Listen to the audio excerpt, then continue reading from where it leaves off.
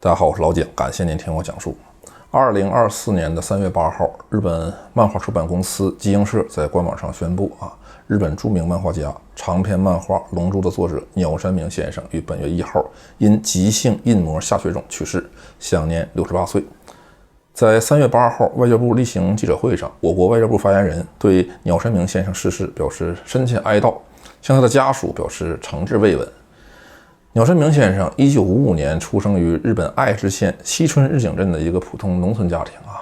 父母的性格都很乐观开朗。乡村生活百无聊赖的时候呢，鸟山明经常饿着肚子以画画为乐。高中上学期间，鸟山明参加了校内组织的漫画研究同好会还一度当选成了会长。19岁那年，鸟山明毕业于爱知县立启工业高等学校设计专业，同年进入当地的一家广告设计公司，从事绘画设计师的工作。但他本人并不喜爱从事限制创造力的工作，所以在77年1月呢离职。1年后，他在周刊少年 Jump 上开始投稿，正式宣告出道。在日本漫画史上，鸟山明绝对是一个值得大书特书的人物。时至今日，他所创下的神迹仍然高高在上，遥不可及。作为漫画家，早在1982年他便创下了日本5亿3942万日元所得税的记录。而在1年之后，他又创下了漫画家缴税最高纪录6亿4745万日元其价值链拉动的社会总产值以及间接创造的就业机会难以估量。以尾田荣一郎和岸本齐史为代表的后辈漫画家们全都是鸟山明先生的忠实粉丝。在这些人的心中，鸟山明就是神一般的存在。1980年1月份，鸟山明漫画《阿拉蕾》开始在周刊少年 Jump 上连载。到第2年4月，随着《阿拉蕾》动画版上映，鸟山明从此一夜成名。1984年，鸟山明开始着手连载自己日后作为漫画家的生涯代表作《龙珠》。一开始这部作品的人气其实并不高在调查问卷上的排名一度降到15名开外。之后在周刊编辑岛岛提议下，鸟山明将这部作品的主题明确为一心追求强大的主角，确立了孙悟空的主角地位为了展示主角的修行成果，鸟山明在漫画中又设计了天下第一武道会这一元素。正是从这时候起，作品的人气急速蹿升。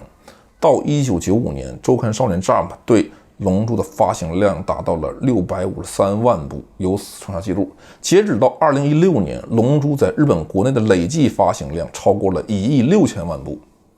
到2018年，全世界累计发行量超过2亿5千万部。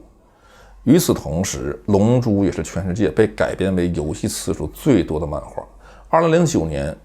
中国图书商报和中国出版社科研所联合评出新中国60年中国最具影响力的600本书，龙珠被选入其中。在我们国家，80、90、00后3代人对于龙珠都有着难忘的记忆跟情愫。我随便举一个我身边的例子，我们单位的党委副书记正八经大领导，二把手平时不苟言笑的一个人，8号那天竟然破天荒发了一次朋友圈。其实说到龙珠对我们的影响，大家发现了没有？这部漫画中的情节元素早已经融入进了我们的日常。比方说，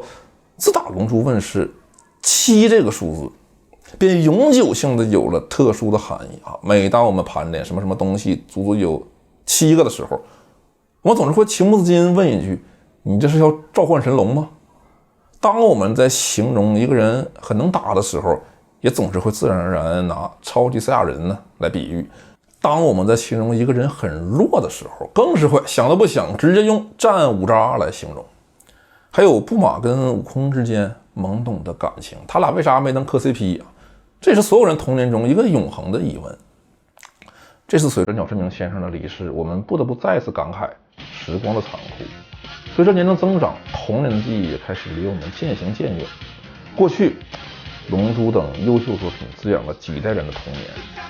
未来他们亦将继续鼓舞无数人的精神和斗志。无论是电影还是动漫，优秀的文化艺术作品始终拥有强大的生命力，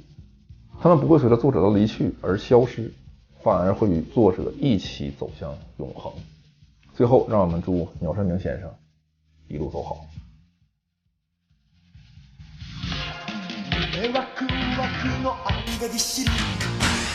彩り